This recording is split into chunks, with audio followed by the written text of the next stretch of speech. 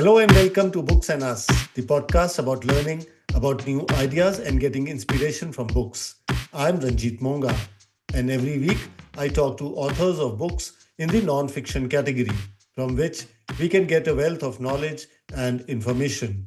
If you would like to read about the podcast interviews, you can visit the website www.globalbihari.com and search for the column Literary Speaking.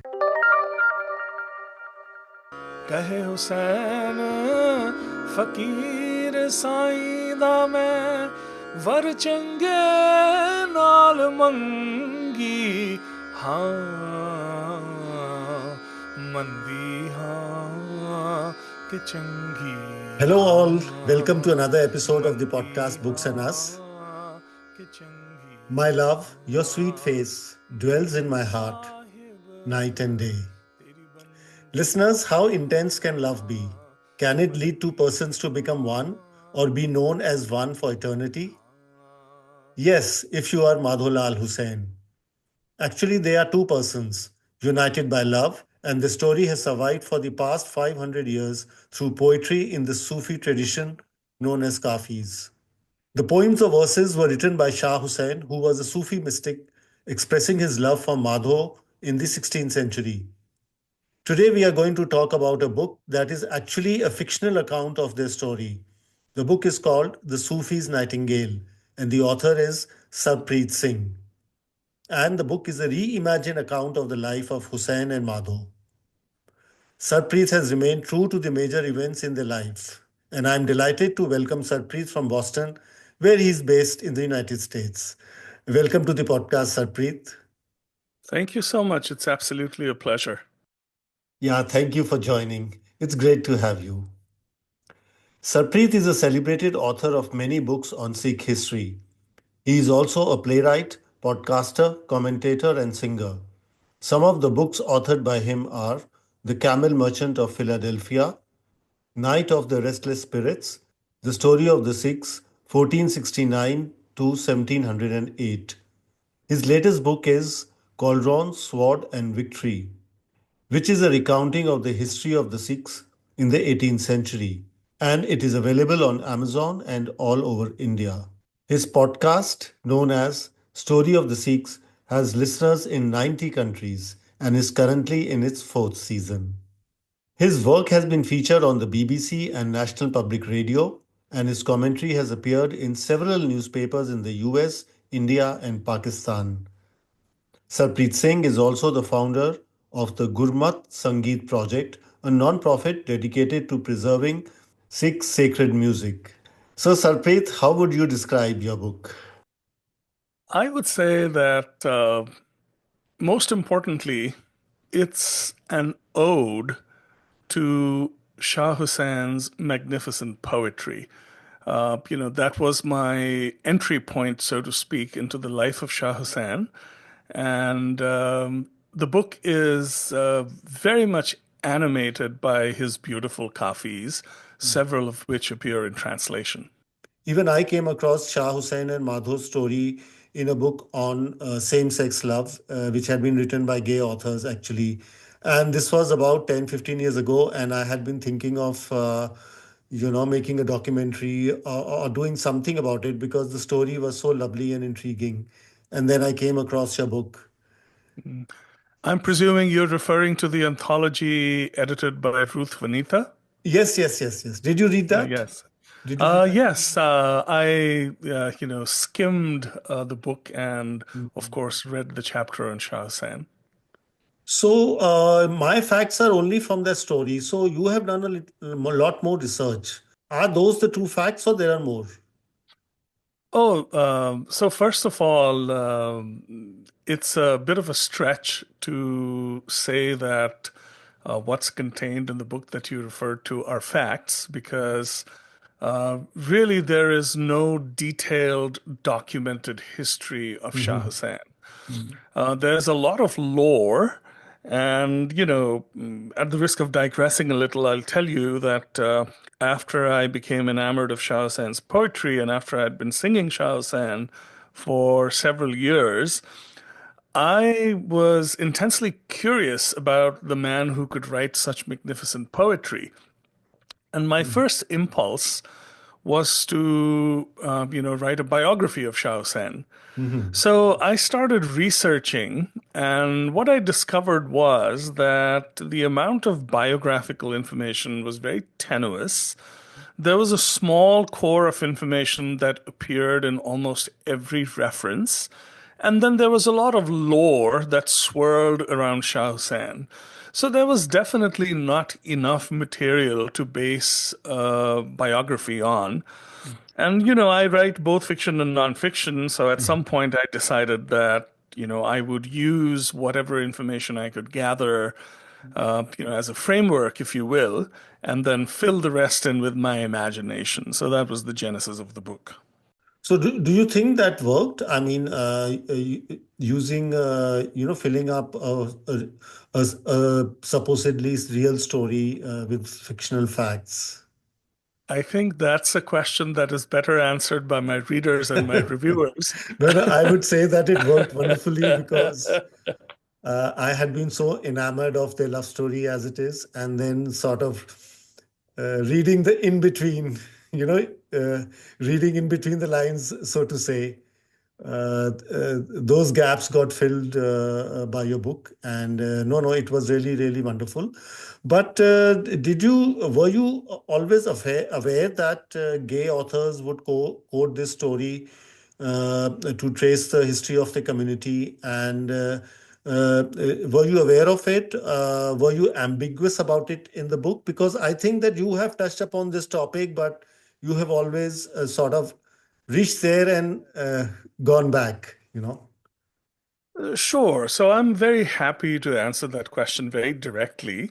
Mm, Yes, I was absolutely aware of the fact that there mm, are multiple opinions about the exact nature of the relationship between Shah Hussain and Madho. mm, If you read some of the earlier, perhaps more conservative researchers like Dr. Lajwanti Ramakrishna, mhm, who got her PhD in France, I think in the 1930s, and wrote a slim volume called Punjabi Sufi Poets, mhm, which has a chapter on Shah Hussain. mm, And then Dr. Mohan Singh Divana, mm, who was probably the first scholar to really delve into Shah Hussein's life and poetry. mm, So if you read some of the older scholars, they completely dismiss the notion that Shah Hussain and Madho were lovers. mm, And, they point to the fact that some authors have suggested that Shah Hussein's Kaafis were, some of them at least, were love poems written to Madho. mm, And they debunked that claim fairly legitimately, in my opinion, mhm. by pointing to the broader tradition of devotional poetry from the Indian subcontinent, Yes.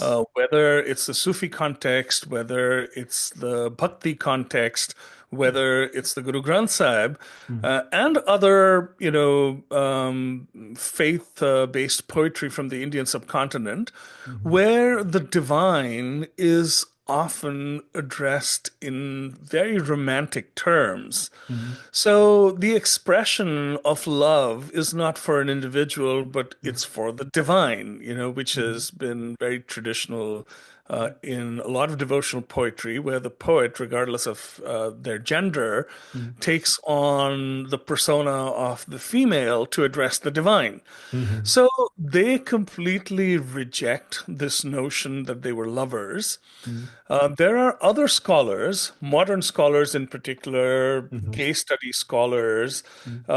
who very strongly, reject the notion that Shah Hussain and Madho were not lovers. Yes. And one of the texts that is often cited Mm. appears in the article from Ruth Vanita's book that you Yes. referenced. It's called Yes. The Hakikat al Fukra. Yes. where one of not Shah Hussein's disciples, but one of Sheikh Madho's disciples describes the initiation of Madho by Shah Hussain. So Scott Kugel and others suggest that if you read, the Hakikat al-Fukra, you are left in no doubt about the nature of the relationship between Shah Hussain and Madho, which they see as being romantic. Well, the difficulty with this is that the writer of the Hakikat al-Fukra was not there.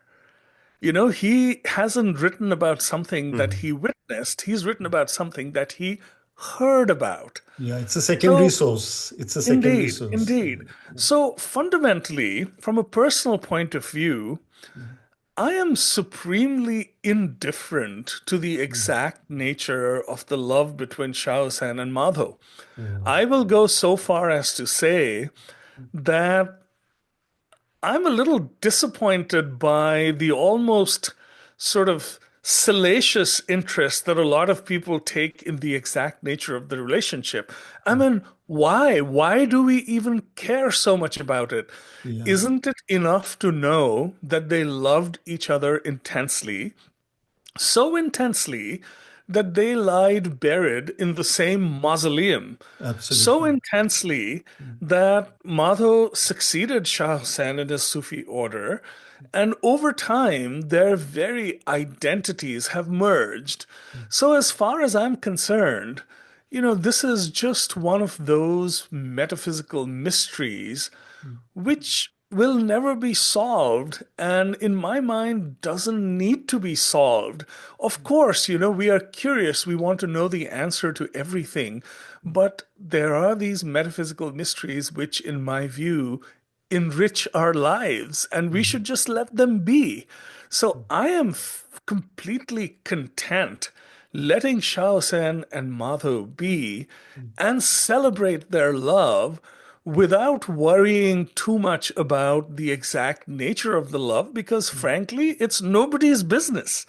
We are so judgmental. A lot of us who ask these questions come from a point of judgment. And I'll recount a funny incident to kind of, wrap this up. So, the book was launched a little over a year ago. I was in India at that time, last August of last year, to launch the book. I had wonderful events all over the country. Young people in particular responded very well to the book. And, it was almost a universal comment that came back in every conversation with young people that this book is an ode to universal love and it's an ode to Mhm. love without judgment. And, I think they really got the ethos of the book.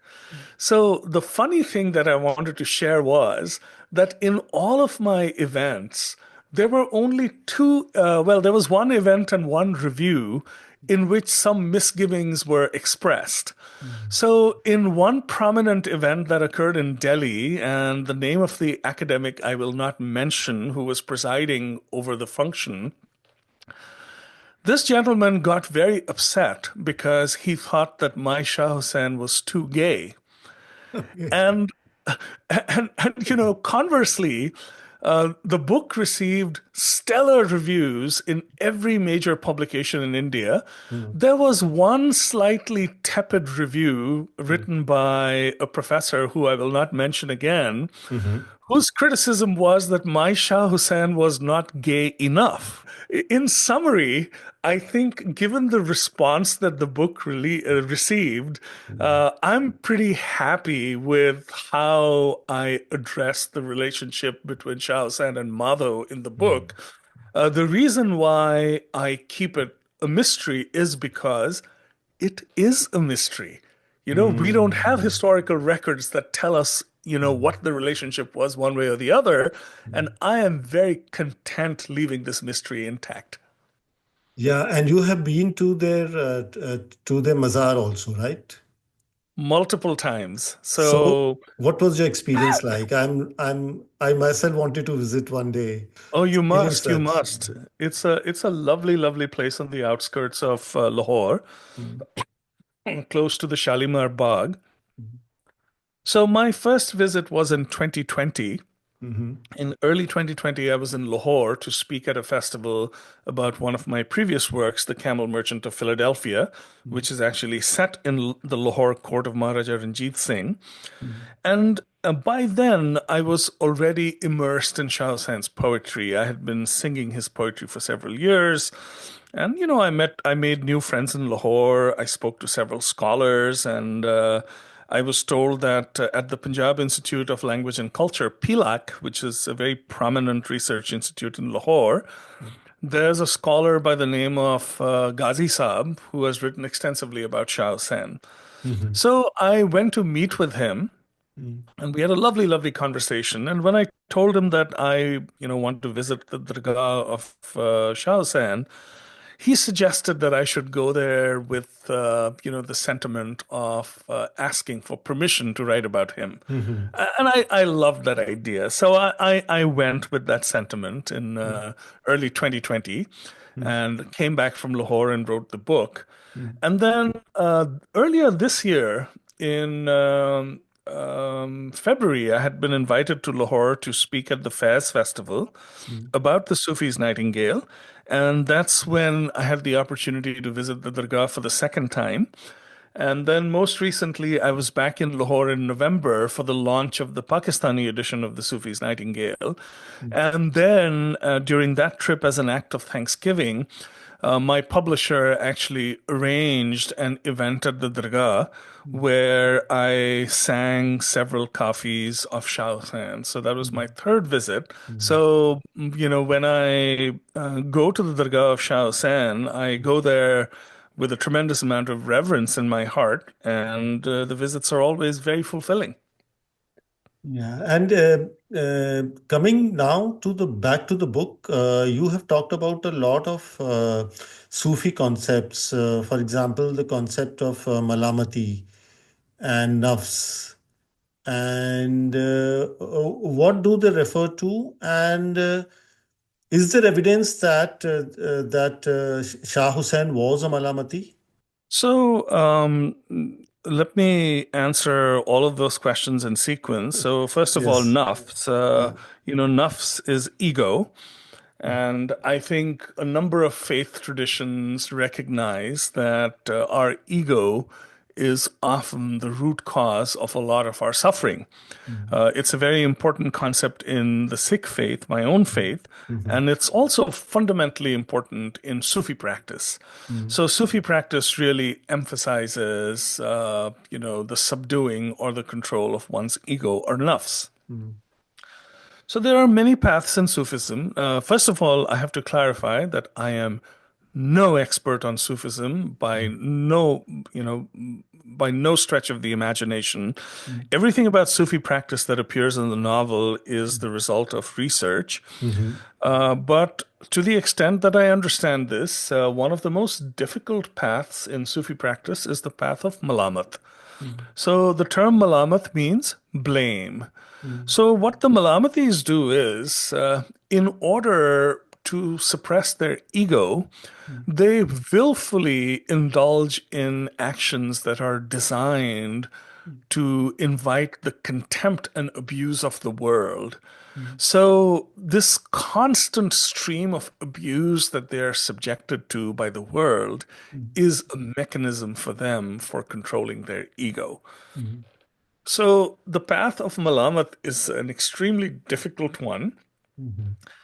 And, it's difficult to point to sort of specific historical record which, states that Shah Hussain was a Malamati.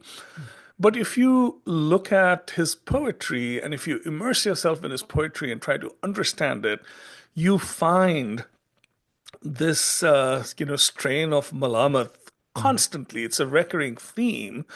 And certainly there's a lot of consensus among scholars who have studied Shah Hussain that he was a Malamati.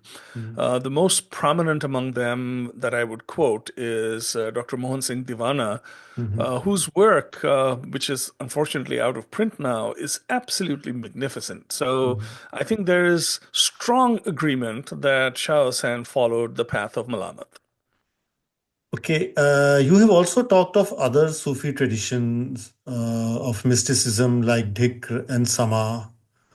And actually, these concepts which you have described have taken your book to another level. From an ordinary story, they have they are sort of revealing the path of Sufism. How did these find their way into the narrative? So I'll answer your question at two levels.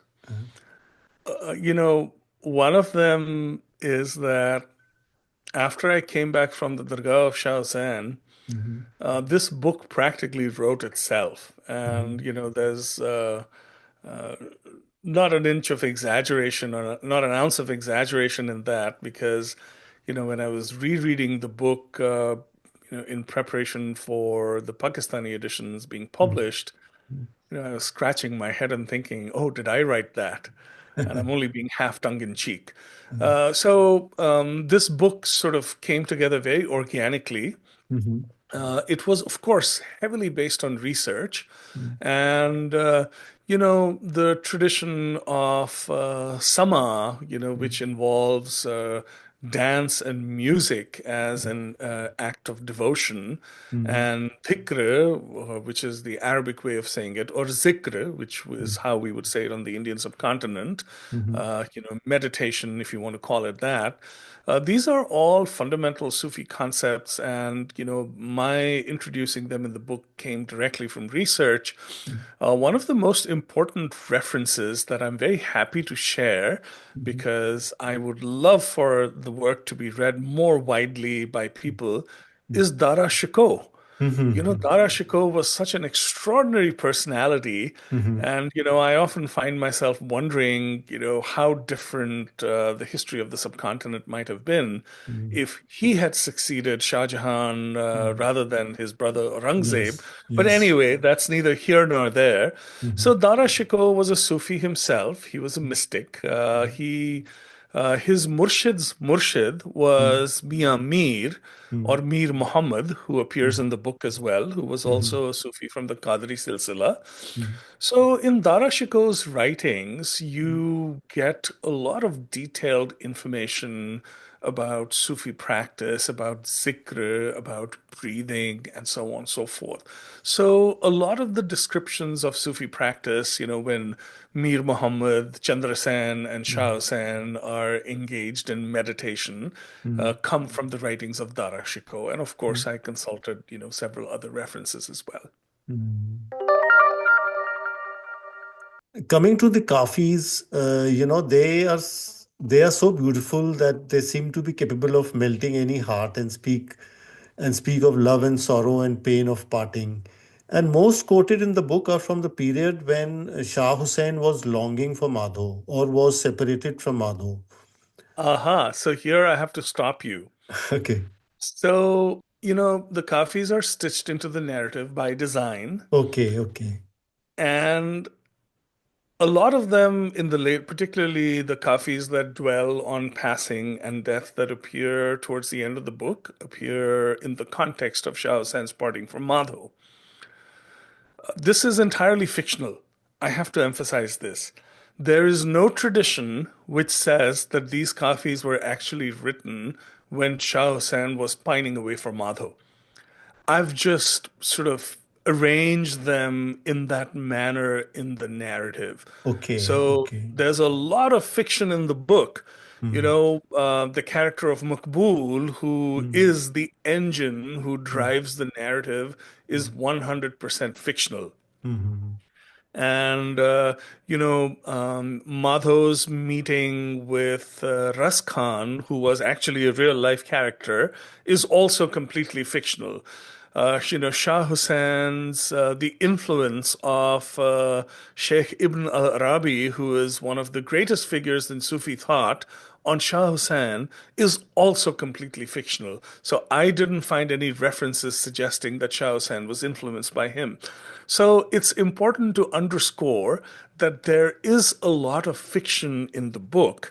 And Shah Hussein's sort of writing these kafis as he is pining away for Madho in the book, or which is suggested in the book, is purely from my imagination. There is nothing in the tradition that suggests that that's why the Kaafis were written. Okay, okay. Why did you introduce the character of Makbul or Makbula?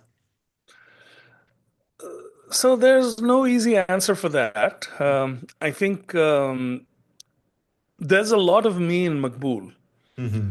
in the sense that Makbul often gets up on his soapbox to rant about certain things. Yes. He rants about the fact that he comes from a low-born family, the Marasi tradition. As a practicing Sikh, I am tremendously bothered by the fact that the descendants of Bhai Mardana, who occupies such an exalted place in, Sikh history and Sikh thought, to this day are not accorded the respect that they should be accorded because Marasi, so Bhai Mardana's descendants were called Rababis, and that is a polite way of referring to the Marasi community, which has traditionally been a community of entertainers in Punjab. So they are treated as low caste and they are not respected tremendously, despite the fact that they've produced some of the most magnificent vocalists from the Indian subcontinent. But this general notion of us not being able to rid ourselves of the baggage of caste discrimination is something that bothers me profoundly. And Makbul often gets up on his soapbox to talk about that. Now, I am personally deeply immersed in music, both the Sikh sacred tradition, Gurmat Sangeet, and also North Indian classical music.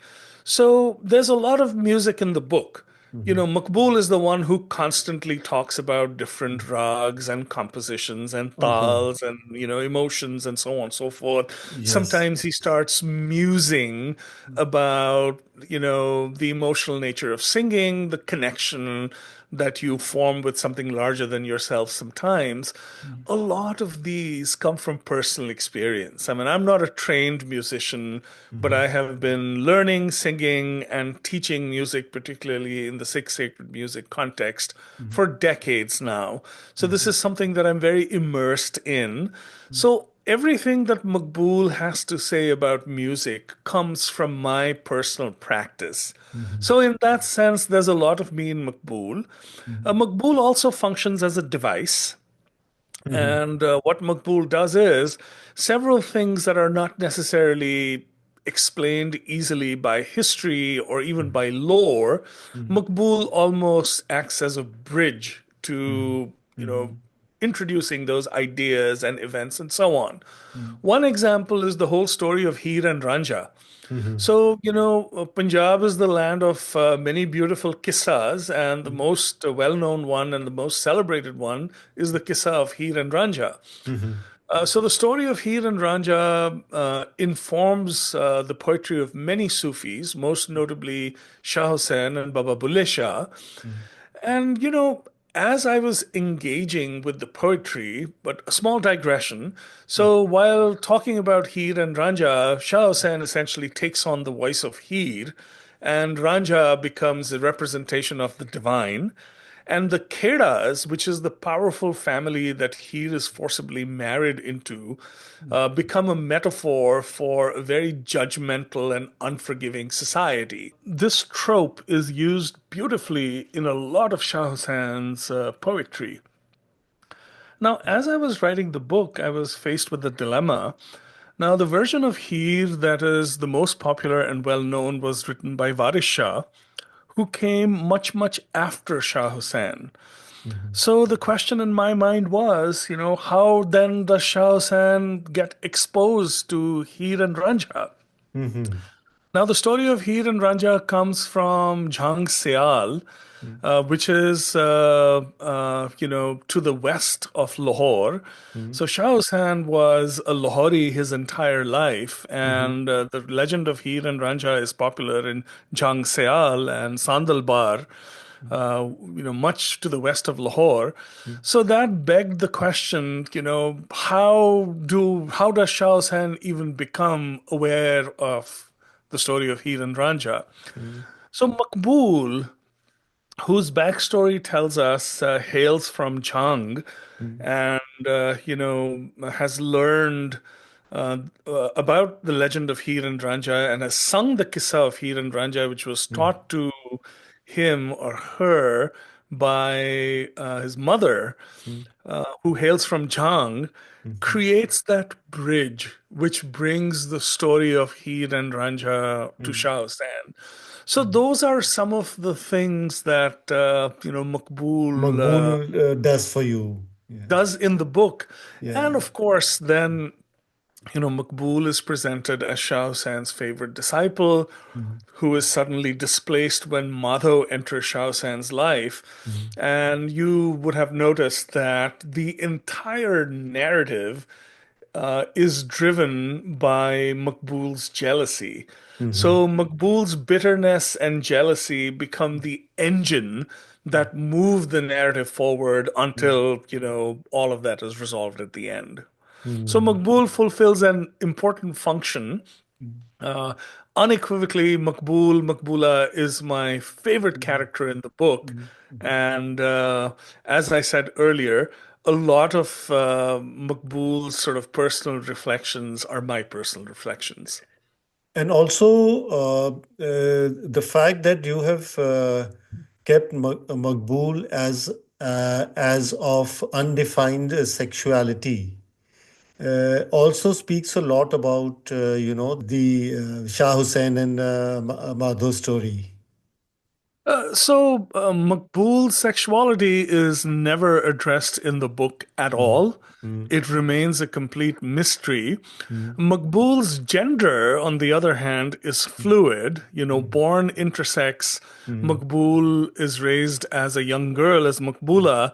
mm, And when Makbula reaches puberty and starts presenting mm, male, mm, almost seamless transition happens mm, between Makbula and Makbul mm, without any fuss, without any need for acceptance, quote mm, unquote. mm, This is also deeply reflective of, mm, my personal beliefs.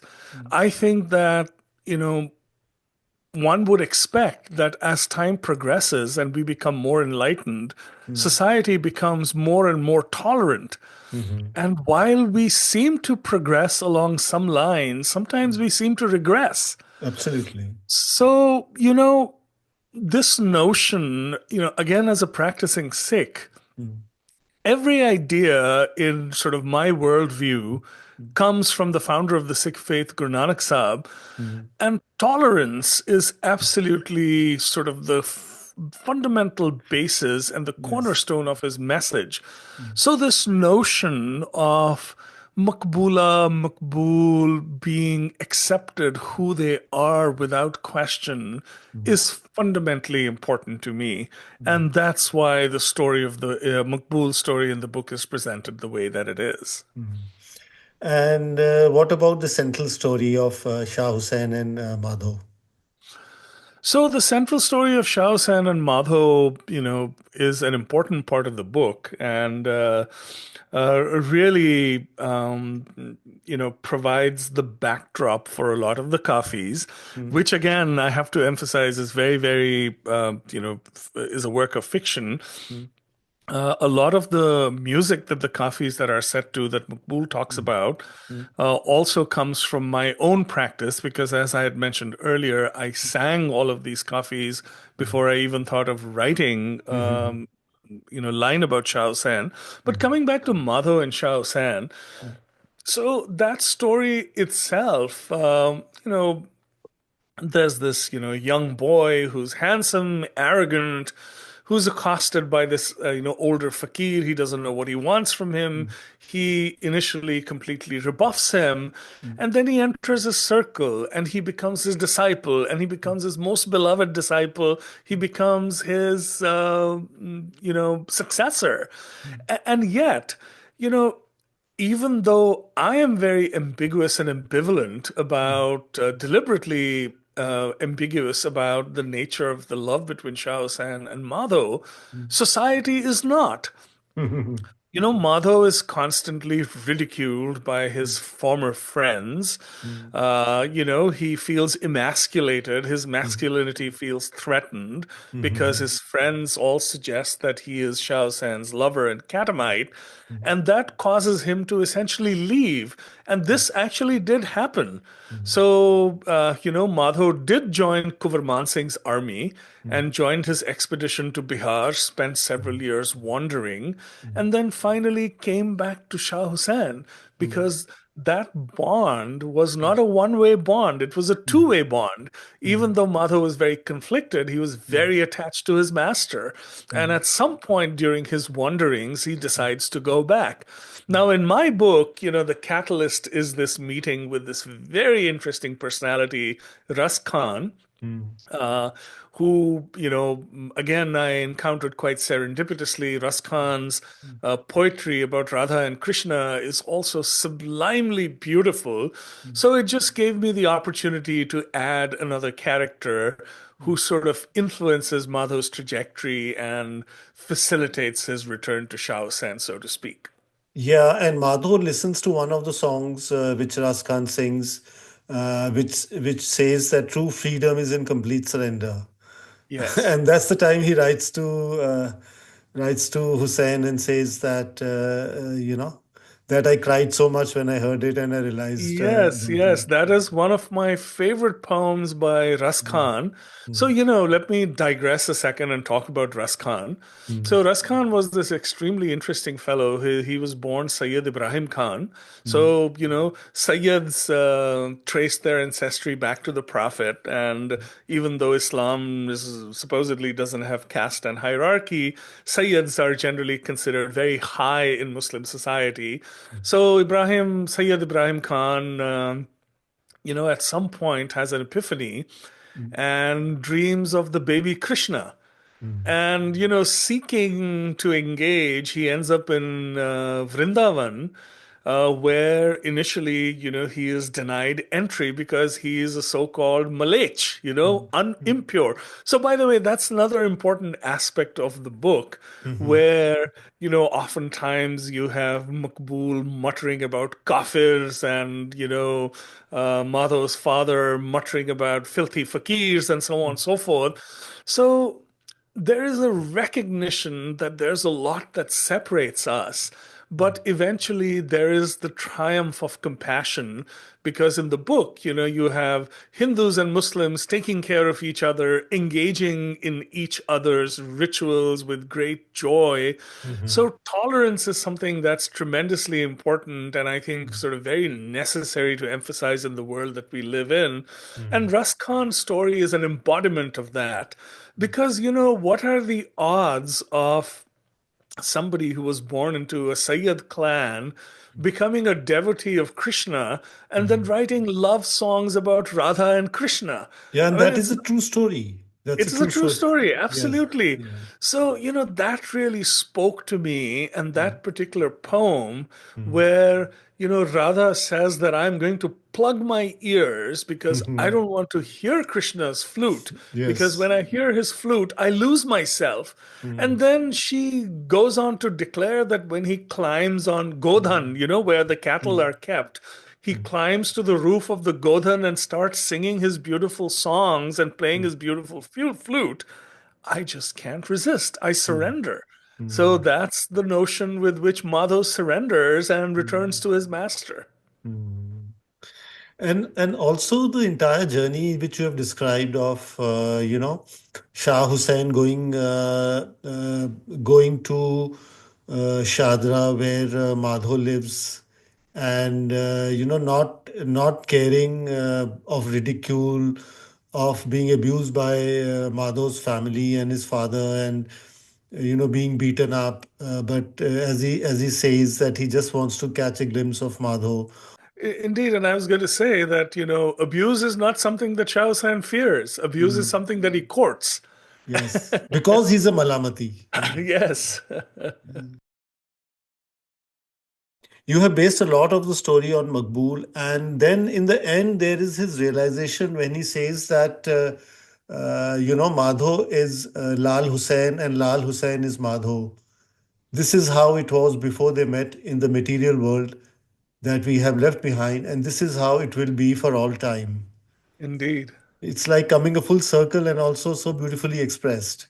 You Mm, know, he, like everybody else, he completely misunderstands the relationship between Madho and Shah Hussain. He's mm, very conflicted about it. His own jealousy gets in the way. And mm. then, he has his epiphany and he realizes that there's no difference between them. Yeah, And yeah. that's when we truly understand Mm, what Shah Hussain saw in Madho. mm. Yes. Probably a union which has been prevalent since a long time. Who knows? Another metaphysical mystery. Yeah, absolutely. So, out of the Kaafis, which is your favorite Kaafi? That's like asking a parent which is their favorite child. I have many different favorites. The Mm, coffees evoke different moods, different mm, ideas. mm. One of my favorite coffees actually didn't make it to the book. I have no idea why. Okay, I guess it was an oversight on my part. okay. So, Shao San, this one really speaks to Shah Hussein's Malamati nature Mm, and, kind of explains this whole notion of mm, Malamat. So I mm. will just read that for you. Will you sing it for us? Oh, sure. So you'll have to bear with me for a second. I'm going to grab my speaker so that I can get Yes. my tanpura going. Yeah, it would be lovely. So the words of the kafi are Mm, Mandi haan ke mm, changi haan mm, भी साहिब तेरी बंदी हाँ mm, गहला लोक जाने देवानी मैं रंग साहिब दे रंगी ਹਾਂ ਸੱਜਣ ਸਾਜਣ ਮੇਰਾ ਅੱਖੀਂ ਵਿੱਚ ਵਸਦਾ ਮੈਂ ਗਲੀਆਂ ਫਿਰਾਂ ਨਿਸੰਗੀ ਹਾਂ ਕਹੇ ਹੁਸੈਨ ਫਕੀਰ ਸਾਈਂ ਦਾ ਮੈਂ ਵਰ ਚੰਗੇ ਨਾਲ ਮੰਗੀ ਹਾਂ So here's my translation of the Kafi. mm, Exalted, or am I depraved? I am by my Lord enslaved. The foolish ones, they call me mad, but in your color I am clad. My masters in my eyes behold, streets I wander, fearless, bold. Hussein the humble beggar said, to a worthy groom I shall be wed.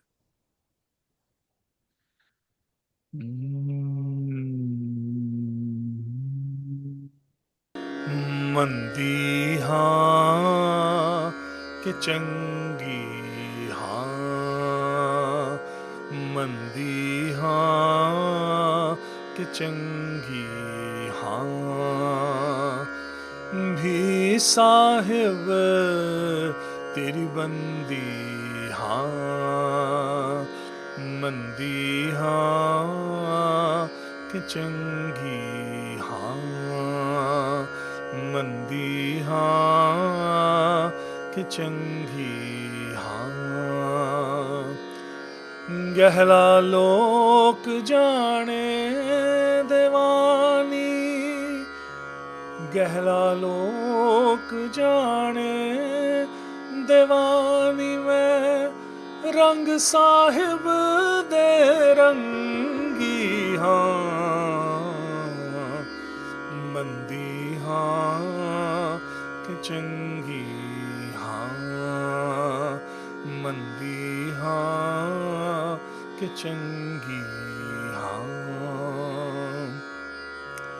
ਸਾਜਨ ਮੇਰਾ ਅੱਖੀਂ ਵਿੱਚ ਵਸਦਾ ਸਾਜਨ ਮੇਰਾ ਅੱਖੀਂ ਵਿੱਚ ਵਸਦਾ ਮੈਂ ਗਲੀਏ ਫਿਰਾਂ ਨਿਸੰਗੀ ਹਾਂ ਮੰਦੀ ਹਾਂ ਕਿ ਚੰਗੀ ਹਾਂ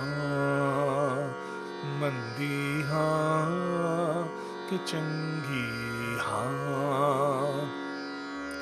ਕਹੇ ਹੁਸੈਨ ਫਕੀਰ ਸਾਈਂ ਦਾ ਕਹੇ ਹੁਸੈਨ ਫਕੀਰ ਸਾਈਂ ਦਾ ਮੈਂ वर चंगे नाल मंगी हाँ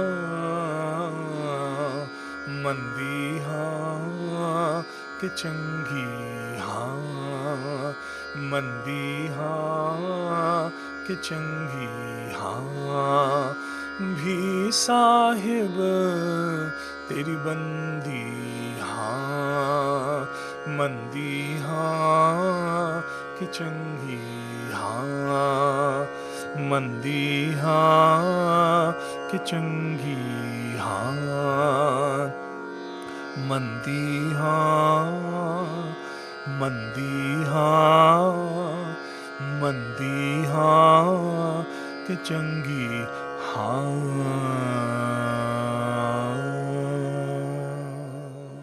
That was so beautiful. Well, thank you. So, as I was saying right at the beginning of the podcast, that Madho Lal Hussain is one person, and how and why do you think they became that?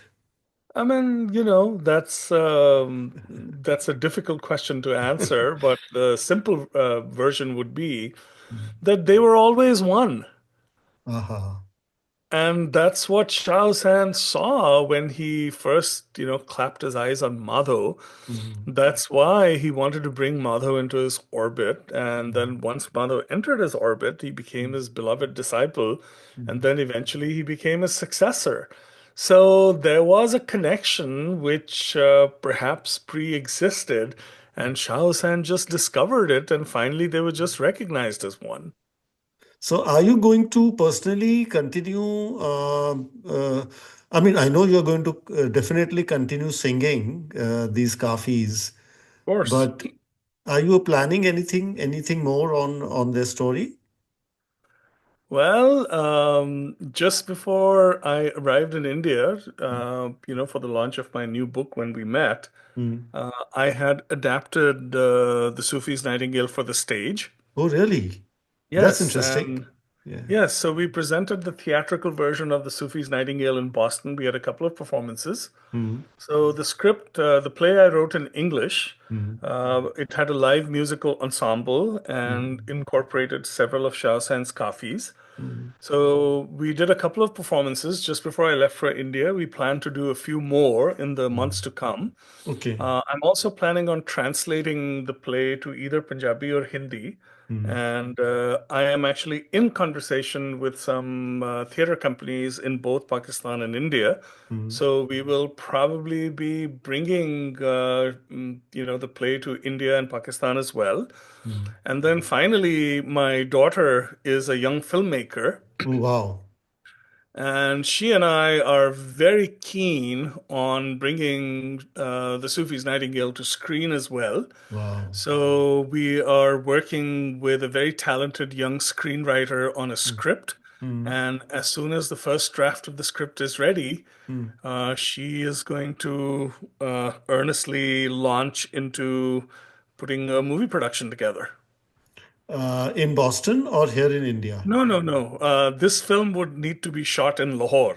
Well, we would look forward to that, to seeing it on screen. Inshallah. So, on that note, Sarpreet Singh ji, thank you so much for talking to us. From this very informative conversation, I learned a lot about Shah Hussain and Madho. Well, thank you for having me. It was absolutely my pleasure. Would you like to share any contact details? I'm easy to find on social media. Folks can find me on Mm. Instagram, on Mm. Twitter, or X as it's now called.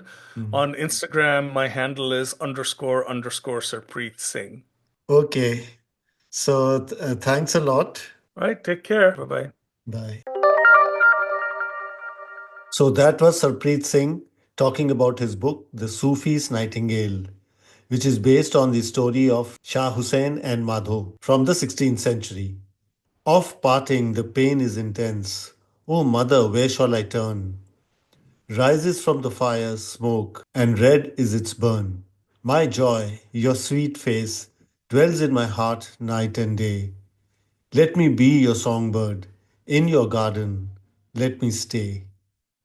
I couldn't resist reading out some more wonderful kafis written by Shah Hussain from the book The Sufi's Nightingale. So, listeners, I hope you liked today's episode. It was a bit different than before because we had taken up a book which was a fictional account of a story which is supposed to be true of Shah Hussain and Madho. If there is any book you would like me to take up in this podcast, you can write to me at podcast@raymondproductions.org. That is RAMONPRODUCTIONS.org. Also, let me know your feedback on our podcast. So that's all for today. Till next time, goodbye and take care.